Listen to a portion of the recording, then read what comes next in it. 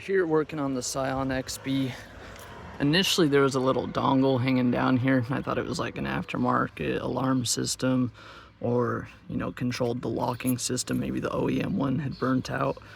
But upon following that wire, they actually routed the wire like over the airbag, so if you got in a wreck and the airbag deployed, it wouldn't, it might potentially stop on that cable and cause failure there. So I definitely ripped that wire out and I followed it down, and the job was done decently. It's not the worst, but it's not the best I've seen. The connections are pretty secure, and now we're working under here.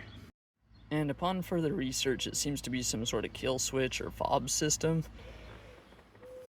However, we have the unlock and lock, and I actually haven't tested this button, but I'm not too concerned. It's a decent area that we're in right now, so as long as the doors are locked, people usually don't mess with your stuff. But then as I followed that wire down, we went ahead and removed a ground screw from here. As you can see, it's just right here. And we have this mess. And I was really worried to remove it at first, just because you never know. As you can see, this is all wired up into the steering column.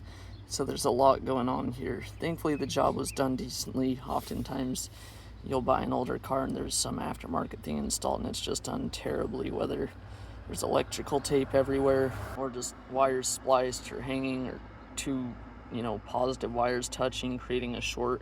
I haven't experienced any issues with the vehicle. I was genuinely just curious what this module is here, and so at this point I'm just going to rip it out just because I don't think it's needed. Our fob works, we got unlock, lock, the lights flicker properly.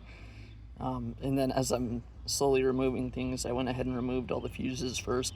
I'm just making sure that the fob still locks, unlocks, and that the vehicle starts. I'd hate to remove this and have the vehicle lock up. So let's get wire here. And on this side is locked on. So this one here, and this one here, this one here. Here's another one. Okay, so we went ahead and got this removed. The connections are very solid, so I'm actually impressed with the work there. Have an aftermarket relay, and the system, it looks like it says Directed Electronics 4X03. Have some serial numbers and part numbers here, and just another branding logo. Yeah, we went ahead and got that ripped up, make sure that the car starts. If not, I took photos just in case we have to reconnect this unit, and then verify the fob works, everything works.